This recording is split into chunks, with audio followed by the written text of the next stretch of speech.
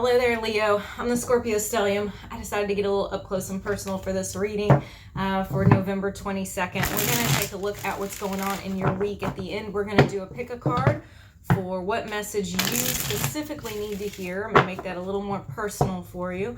So let's go ahead and dive into your week, the energies around you. What are you dealing with, Leo? All right, that looks good to me. Okay. All right, so we have reversed Hermit, reversed Queen of Wands, reversed Three of Wands, how we're starting out. So you clearly have something going on where you're tired of being alone. You know, that's the Hermit here up top. There's a moment of being still with yourself and going, how long do I have to feel this way? How long do I have to feel like there's nobody who really gets me? How long do I have to be in this place of preparation before I get the kind of fulfillment that I really desire in my relationships? And that can be in your friendships or in your love relationships, but you are looking for connection. The reverse Hermit tells me that you understand what's going on internally with you, but what you want to do now is share that with someone else. And then we have the reverse Queen of Wands here. This is a fire sign. So we are talking about you now specifically, and having a card representing you reversed is telling me here that the confidence of you, who you are, it's like you're starting to question that. And it's not that you have a problem with self-confidence. And the problem with the reverse Queen of Wands is that you are questioning yourself now because you've been in this lack of connection period. And you're going, okay, is there something wrong with me? Like, I thought I was okay. I thought I was fine. But now I'm getting this questioning, this self-doubting kind of energy. And then the reverse Three of Wands. So now we're talking about not looking forward to the future. We're having some doubt about what we put out there. What kind of energy we've put out there. Are you going to get it back? The future is something that you're not exactly excited about right now. It also can represent some plans, some ideas, some endeavors that you were excited about originally, and you're not excited about them anymore. All these cards, we go back and we clarify and we get deeper information in a minute. So I will come back to all of this. We're going to keep going though. In this next line, having this Star, the reversed World, and the reversed Seven of Wands. Interesting story here with this, because you do see healing here. You do see some hope with the Star. Really what I'm feeling is that there is some type of reconciliation that is headed your way with the Star, because next to it having the reversed World, this is telling me that this cycle is not over yet. Something that feels like there's separation, that there's something that has not ended, or looks like it's ended, has not really ended. Because if it had really ended, we would have the world upright and you would be kind of at peace about it. But there's not a peace about this because it's not over yet. We're going to have some type of healing, some type of reconciliation that come into play. However, with the reverse Seven of Wands, I'm getting this energy of somebody who doesn't want to fight for it right now. I don't know if this is you or if this is another individual that you're dealing with, but I have this energy of I don't have the effort, I don't have the energy, I don't have the stamina to keep fighting for this, for standing for this. Sometimes, when you're in a period where a relationship is not going well, or it's just all out not happening, you have this period where one person will stand for the relationship. Even if they're not talking to the other one, in their heart, they're holding that relationship, and that energy is kind of what sustains it a lot of times, even though the other person may not be aware of that at all. The one holding it and sustaining that energy, sustaining that hope, is what continues to hold space for it so that later the reconciliation can happen. So I do feel that one person has that hope that they're holding on to and the other does not. The other one is like, I don't have this in me to hold on to. But that's okay because one person is still holding it. You hear me? Okay. Let's continue on here. We've got the Five of Cups, grief, sadness, loss. It is when you are feeling that deep in your soul of missing somebody, missing this relationship, missing this person, this friendship, this lover, whatever it is for you. And it's where your focus is. It's hard for you to see what else is going on in your life because you are focused on this loss. And when you see in this card, a lot of people say, oh, you're crying over spilled milk. And that's something that a lot of tarot meaning books will say, crying over spilled milk. And I really don't like that expression because this card is not being a baby about it. It is not, oh, I'm just so upset about this thing. No. This is grief. When you're in grief, sure, you have other things, in your life, the two upright cups. Sure you do. And I'm sure that you have gratitude for those, okay? But when you have grief, when you have loss, when you have separation, you are not going to sit there and say, oh, but at least I still ate today. I mean, I wish we did, but that's not human nature. And I think that it's dismissive to say that you're crying over spilled milk. You're not. You have grief. You are very much holding on to something that was important to you, was special to you, and that's okay.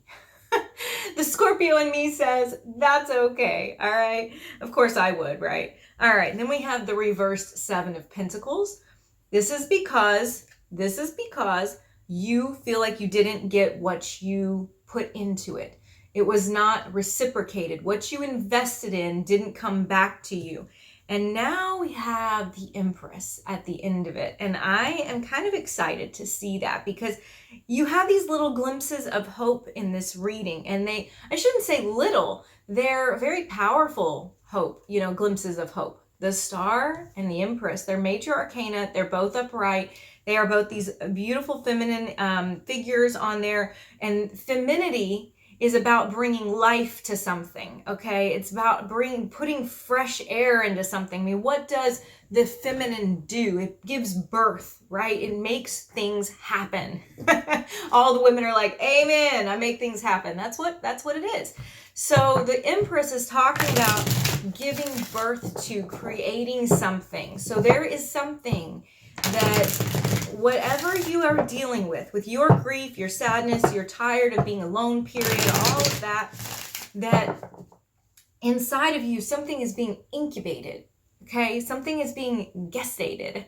There is something that is going to burst forth into life, into manifestation, because you have put energy into it. You hear me? So that is what's going to be coming out. Is all these things that you've been holding inside of you. You're going to make them reality. That's what the Empress does. She gives birth. Okay, let's go ahead and clarify. We're going to talk about this reversed Hermit first, which tired of being alone, along with the reversed Queen of Cups and the Three of Wands, all reversed. So all of these cards talking about tired of being alone and doubting yourself, am I even putting my energy in the right place? So let's go ahead and see what we get for clarification there. Okay, so this is cool. So what we have here, okay, I have to look at it because it's going to be backwards for me, right? We have the Two of Wands, which is Mars and Aries energy. So very forceful. Mars is forceful. Mars is like how you fight, okay? That's my little saying, but that's how you put energy into something, all right? It's the engine in your car. And Aries is this initiating sign. And Mars is at home. We call it in domicile in astrology. So in Aries, so what we have is this initiating energy, putting passion into something, planning something. It's the beginning, it's the seeds that's going to make it grow. Actually, it's past the seed stage, really. It's in the, the sprouting, okay? All right, so we have that. Then we have the High Priestess. So this is talking about your intuition, your feeling about something. You have a feeling about something and I think that you've been holding this feeling inside of you. You may not have even been sharing it with anybody, or maybe you stopped sharing it with people because they don't want to hear it anymore. I don't know which it is, but this high priestess energy is this whole idea of, I know this truth in my bones. I know it. This is my secret and I know it. And you know something, okay? So whatever that thing is that you're holding on to, you're like, yeah, I know it. You may not know it, but I know it. And then you have the Knight of Cups. So here is somebody coming in, you're feeling about, right? You're feeling, you're making something happen. Is this person, this individual coming in to offer you affection, to offer you love, to present you with an opportunity for a healthy relationship, for connection. So this is beautiful. This is showing like, hey, look, you do have the self-doubt, okay? I'm not saying that that's gone, but you also have a belief. And so I want you to hold on to that belief and don't give in to the doubt, because what you're manifesting with that is powerful. What you're giving birth to there is powerful. Look at this. Look at what fell out of my deck. I have the reversed Death card and the Lovers. This is like such a cool combination to me. I love this because the reverse Death card says, it is not over, Leo. Okay. And then it says, what is not over? This love. This love is not over. This connection, this fated soulmate, beautiful connection is not done. So let's go ahead and continue. Let's go down to the last line where we're talking about the grief and putting energy into things that, didn't pay off for you in the past, that your investment, your emotional investment, your heart investment didn't pay off, but yet, something still can be birthed from it. So that's very interesting. Seeing, I feel that there's a timing issue here in the relationships that we're dealing with, that you're dealing with, that there is a timing issue.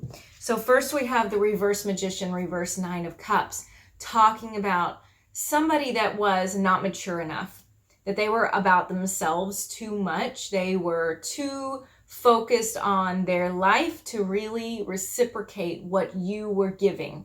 And that's the reverse Magician. It's unfortunate, and it was, I want to say partially intentional. I mean, I don't know that I should say intentional, but it's like, it was conscious. They knew they were doing this. They knew that they were not putting what they should have put into the relationship. And then I have the reverse Nine of Cups. So this is talking about the dreams not realized, the happiness not fulfilled, what you wanted to happen just didn't happen. Because the Nine of Cups is the nine. I have to enunciate. The Nine of Cups is the wish card. And having it reversed is talking about we did not get our wish. But I also feel that it is delayed wishes. So in this case, I think that the wish, the desire is delayed. And that is confirmed to me by having the the Empress at the end of this reading, because she is talking about something coming to life. Let's clarify her before we move into our pick a card for what message you need to hear. Okay. The Hierophant.